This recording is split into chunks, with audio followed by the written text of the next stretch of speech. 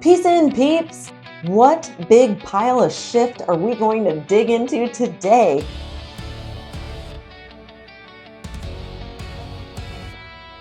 I'm Steph, and welcome to Steph's Shift Show, the place where headlines meet the heart, where heroes remind us what's possible.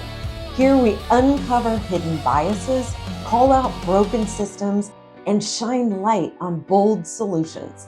Because shifting the conversation is how we build better people, stronger communities, and lasting personal peace.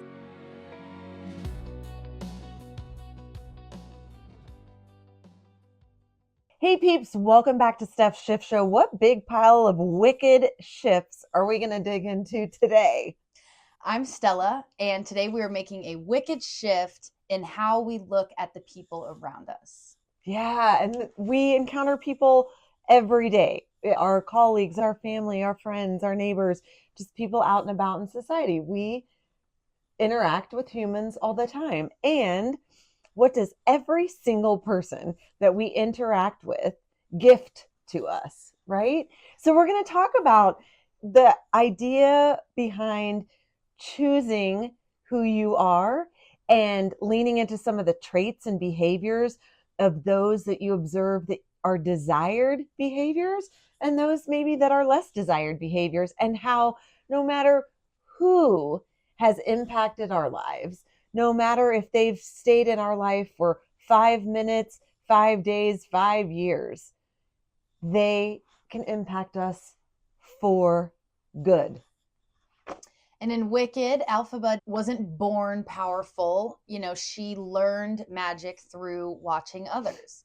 And she has other personality traits that she learned from other people, such as integrity from Dr. Dillamond, or how to avoid the fakeness that she recognized in the wizard. And she curated her character by watching those people around her. Yeah, and exactly. It's like there's a big buffet of human behaviors out there. Mm-hmm. And how do we be intentional to create days with more yays and less yucks by just observing and then choosing how those impact our lives, how we put them into our lives, or how we are intentional to not put certain behaviors or character traits into our lives by observing maybe less desirable character traits in others. And it's all about choosing and having the opportunity to look through that lens every single time, and to pay attention, of course, to our own ripple effect and what behaviors are people catching from us. So life is like a human buffet of behaviors. I like to think of it as like a human buffet of behaviors. And as you go through the buffet, you choose what you're putting on your plate. That's what we're going to talk about right now. I'd love for you to close your eyes. And we're going to imagine, picture the person that gives you a great amount of love and joy and excitement and positive anticipation of spending time with them or interacting with them. Who is that? Think of that person. And what is it about them? Are they a great listener? Do they make you laugh, or do they laugh easily? Are they calm? Do you appreciate them for their calmness? And how do you feel when you leave them?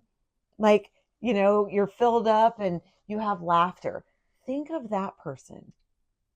And now, close your eyes if you open them, and think of a person that makes your stomach tight, makes you maybe a little sweaty or nervous or anxious. And what is it about them? Is it some underlying tone that they consistently use with you that makes you maybe not feel seen or heard? Do they always interrupt you? Do you feel like there's a lot more oversharing on their part instead of caring and giving you an opportunity? So who are these couple people? And usually what we do is we stop here and we say, I like person A. I like the person that makes me smile and brings me joy and laughter.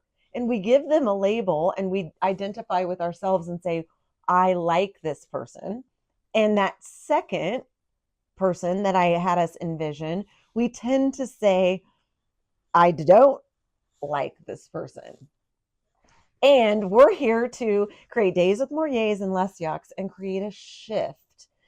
And so when it comes to human buffet of behaviors, the shift is asking, what specific trait are they showing that I want to adopt into my own life?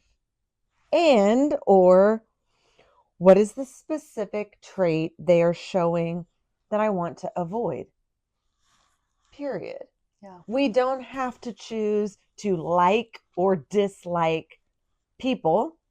We can choose the human buffet of behaviors and what we want to dish up and scoop onto our own plate. Right? Right. And this is a psychological concept called observational learning. Humans are mimicking machines and not always consciously. And we don't learn by just doing, but we also learn by watching. Things are caught and not taught. There's also a concept called vicarious reinforcement.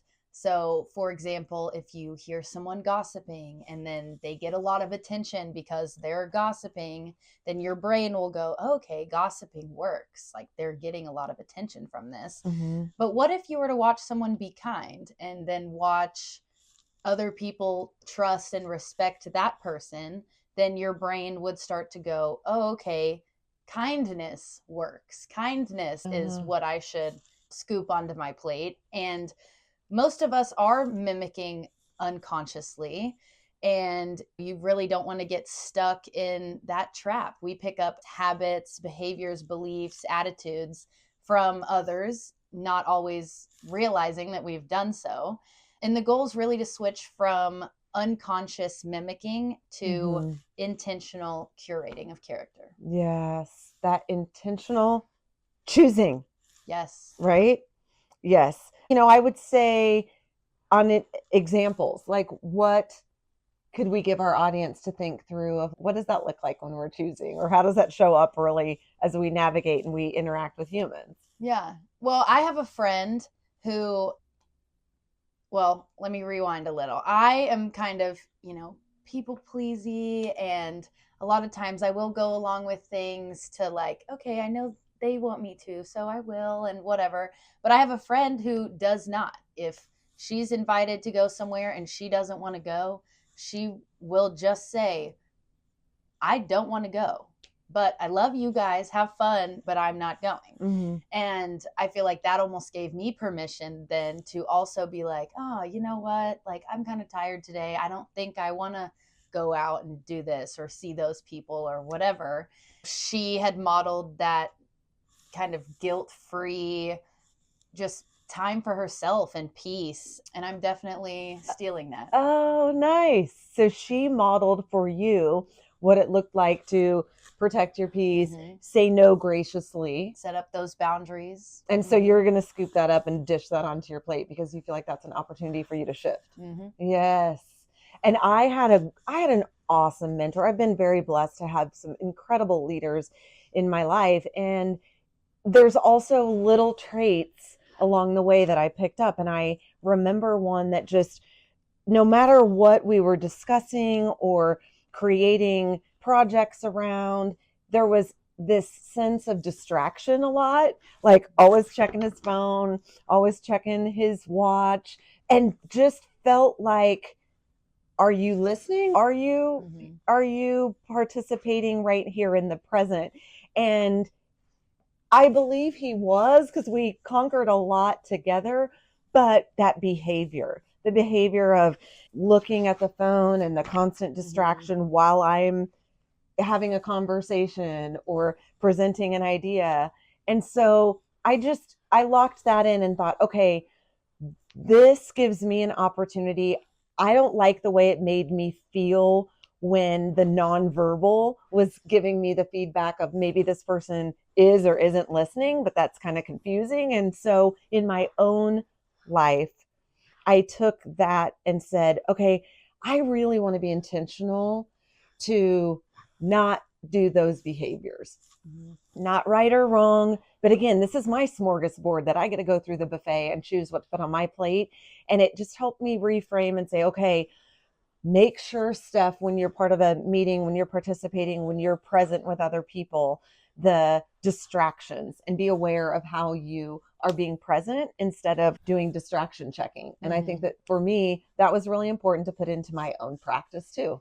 Yeah. I love when people model behaviors that regardless can be for good. Being distracted and whatnot necessarily isn't a yay, but by me observing that behavior in someone else, I created good intentions into my own life around those behaviors. Here is a framework. We want to gift you ways to create more yays and less yucks in your days and give you frameworks to do it. So think through this 3-part method. First step, fill up scan. So look for your filler uppers. I like to call them your expanders, people who expand you. They're people that leave you feeling better, elevated, excited, empowered, courageous. They maybe help you feel curious. What is it about them that fills you up and expands you? So pay attention and seek out who those expanders are. And then what is it that they do well to help you feel that way? And how could you emulate those behaviors? So that's one. Who are your expanders? How can you take some of their character traits and put them into your way of living? Step 2, the anti-mentor framing. So when you encounter someone maybe rude or toxic or frantic, and we don't need to get angry, get curious. View them and those behaviors as a living warning sign, just a warning sign to you. Instead of letting them maybe ruin your day or put you in an off mood, you could say, thank you for demonstrating what I don't want to be or how I don't want to be. You're not judging them, but you are learning from them. So identify that specific behavior that maybe was more of a yuck, and then make a conscious vow to do the opposite today. Maybe just choose one day and be really intentional. And as we know, it's these little small shifts in the moment, in the day, that can create a better living opportunity. All right. Step 3 is the mirror check. And this honestly, guys, can be a tough one. You're watching everyone else. Who's watching you? Okay. And they are watching your movie. Are you being brave? Are you being courageous? Are you being optimistic?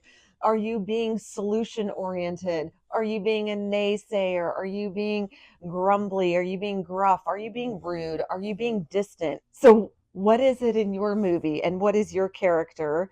What are people learning from you and your behavior? So think of those 3, those expanders, how you are learning from expanders, how you're living and learning from people that maybe are giving you a living warning sign. And then the mirror check. When we're looking and we're observing others, who's watching you? And how are you being intentional with that? I think for parents listening, this is huge. We all do the best that we can, but are we intentional and are we choosing our behaviors and the people that are watching us? When we make a mistake as a parent, are we showing up in a way that says, oh, mom lost her cool, or mom wasn't very patient, or mom ended up being late because she wasn't showing up as the punctual person that she's intending to be? And man, when I show up late, Stella, it really shows my friends that I value my time more than I value theirs. And I really don't like showing up in that way. And so acknowledging my own behaviors that I would take off my own plate, Yeah. that's okay too. And acknowledging them and saying, man, all right, I'm going to choose a different behavior intentionally next time. Yeah. And again, go into your AI of whatever kind that you use and use it to get curious about these topics. Ask it to help you maybe curate some of those traits, or maybe notice some of those traits in yourself and others, of some that you want to be intentional to grow into, and then maybe some that you want to be intentional to take a step back from.